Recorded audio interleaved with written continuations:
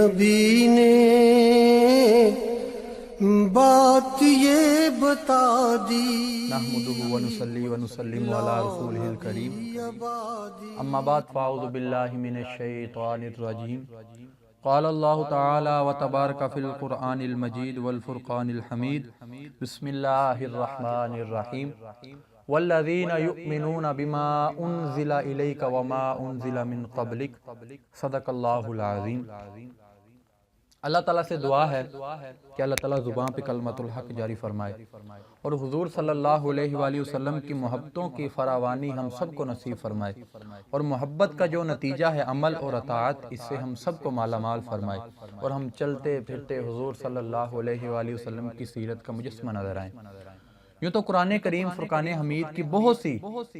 آیات رسول نبی کریم صلی اللہ علیہ وآلہ وسلم کے آخری رسول ہونے اور آپ کے بعد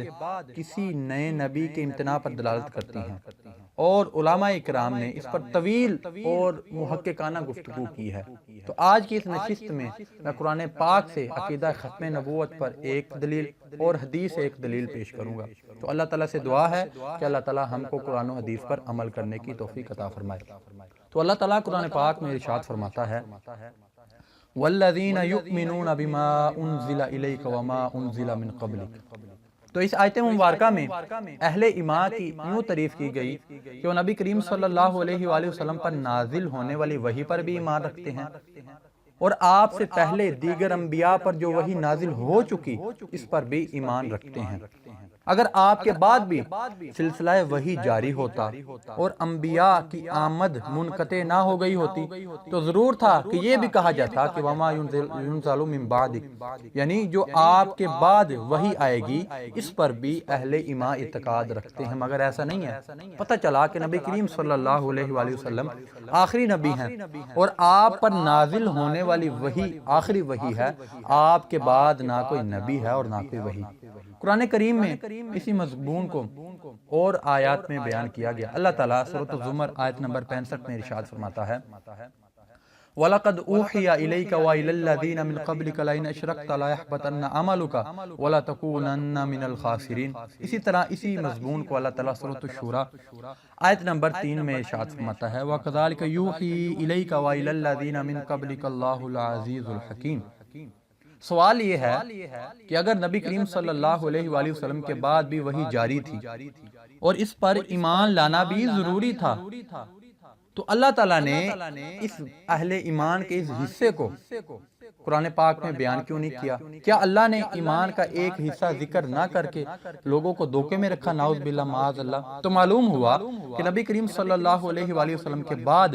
کوئی نیا نبی یا رسول نہیں آ سکتا، کیونکہ آپ پر سلسلہ وحی ختم کر دیا گیا ہے، اور نبوت وحی کے بغیر قائم ہی نہیں ہو سکتی، خواہ وہ نبوت نئی شریعت کے ساتھ ہو یا شریعت کے بغیر ہو، کیونکہ وحی کے ساتھ ہی کسی کو اس کے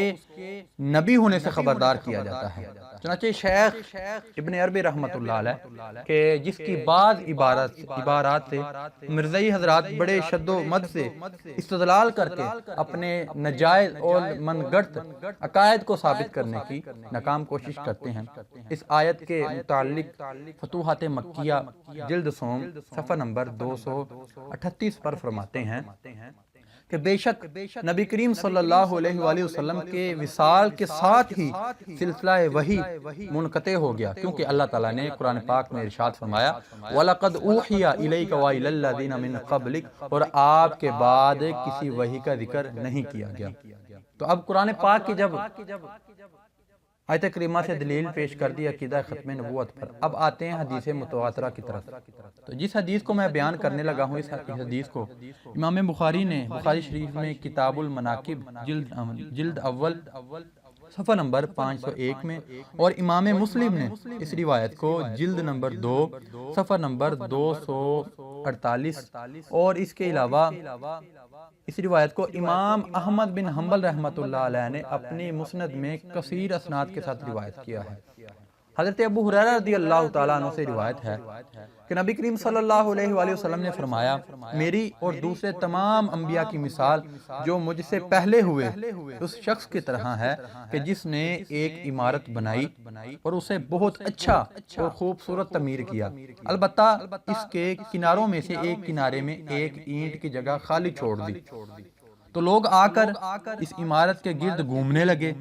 اور اس کی خوبصورتی دیکھ کر متعجب ہونے لگے، مگر وہ کہتے تھے کہ یہ اینٹ کی جگہ کیوں خالی چھوڑ دی گئی؟ تو میں وہ اینٹ ہوں جس نے وہ جگہ پر کر کے عمارت مکمل کر دی، اور میں خاتم النبیین ہوں۔ تو یہ حدیث اپنے مفہوم میں اس قدر واضح ہے کہ کسی طویل کی ذرہ بر گنجائش نہیں۔ عمارت نبوت میں صرف ایک اینٹ کی جگہ خالی تھی۔ نبی کریم صلی اللہ علیہ وآلہ وسلم نے فرمایا کہ میں نے آ کر وہ جگہ پر کر دی اور میں نے سلسلہ انبیاء ختم کر دیا، فخاتمت الانبیاء۔ اب کسی نئی اینٹ کا اضافہ ممکن نہیں، کیونکہ صرف ایک اینٹ ہی کی جگہ خالی تھی، دو کی نہیں۔ اب اس مکمل شدہ قصر نبوت میں مرزا غلام احمد قادیانی سمیت کوئی شخص نئی اینٹ نہیں لگا سکتا۔ اس کی دو وجوہات ہیں، پہلی ایک تو نئی اینٹ کی جگہ ہی نہیں، دوسرا خدا نے کارخانہ نبوت ہی بند کر دیا کہ نئی اینٹ بن سکے۔ بلکہ مرزا غلام احمد قادیانی اپنی نبوت کا دعویٰ کرنے سے قبل سن 1986 میں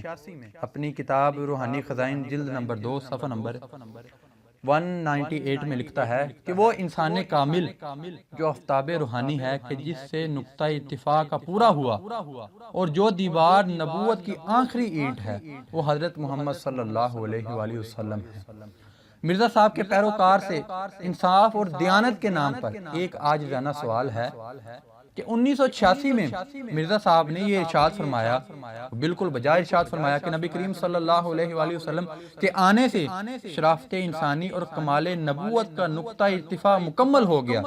اور دیوار نبوت میں آخری اینٹ لگ گئی، مگر یہی مرزا صاحب غلام احمد قادیانی صاحب 1901 میں بڑے زور و شور سے معاذ اللہ اپنے رسول اللہ ہونے کا ڈنکا بجا دیتے ہیں۔ سوال یہ پیدا ہوتا ہے کہ کیا صرف 6 سالوں میں کمال نبوت کا نقطہ ارتفاع نیچے آ گیا تھا، اور کیا 6 سال میں دیوار نبوت وہ سیدھا ہونے کی وجہ سے کریک ہو گئی تھی کہ اس میں نبوت کی نئی اینٹ لگانا پڑی؟ نعوذ باللہ معاذ اللہ۔ تو یہاں پر یہ چیز بھی بیان کرنا ضروری ہے کہ مرزائی جماعت کے نزدیک نبی کریم صلی اللہ علیہ وآلہ وسلم کے بعد نئی شریعت کے ساتھ تو کوئی نبی نہیں آ سکتا، البتہ شریعت محمدی کی پیروی کرتے ہوئے غیر صاحب شریعت یعنی امتی نبی آ سکتا ہے، جیسے کہ بنی اسرائیل میں شریعت موسوی کی تبلیغ اور پیروی کرنے والے بہت سے امتی نبی تھے۔ ہم مرزائیوں سے پوچھتے ہیں کہ اوپر جو حدیث مبارکہ بیان کی، اس میں کون سا ایسا قرینہ موجود ہے کہ جو یہ بتلاتا ہے کہ نبی کریم صلی اللہ علیہ وآلہ وسلم نے خود کو قصر نبوت کی آخری اینٹ سے تشبیہ دے کر جو آپ نے آپ کو خاتم النبیین ہونا بیان کیا، اس سے صرف یہ مراد ہے کہ آپ صاحب شریعت رسولوں میں سے آخری نبی اور رسول ہیں۔ ہم مرزائیوں سے پوچھتے ہیں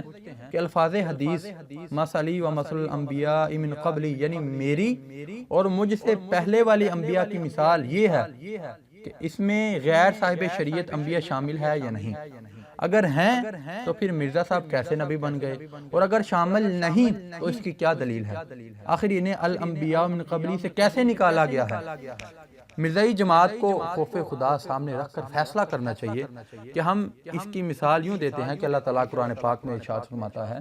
والذین یؤمنون بما انزل الیک وما انزل من قبلک، وما انزل من قبلک میں تمام انبیاء کو شامل ہیں، خواہ وہ صاحب شریعت ہوں یا نہ ہو، کیونکہ ہر نبی پر وحی نازل ہوئی اور اسے بذریعہ وحی بتلایا گیا کہ وہ نبی ہیں۔ تو جیسے وما انزل من قبلک میں سے کسی نبی کو نکالنا کفر ہے، اسی طرح مثلی و مثل الانبیاء من قبلی سے کسی نبی کو نکالنا کفر ہے، خواہ وہ نبی صاحب شریعت ہو یا غیر صاحب شریعت ہو۔ اے کاش کے جماعت احمدیہ کے دلوں میں یہ بات بھی اتر جائے۔ تو ہم اللہ تعالیٰ سے دعا کرتے ہیں کہ اللہ تعالیٰ قادیانیوں کو راہ راست پر چلنے کی توفیق عطا فرمائے اور تمام مسلمانوں کو رد قادیانیت پر زیادہ سے زیادہ کام کرنے کی توفیق عطا فرمائے۔ والسلام۔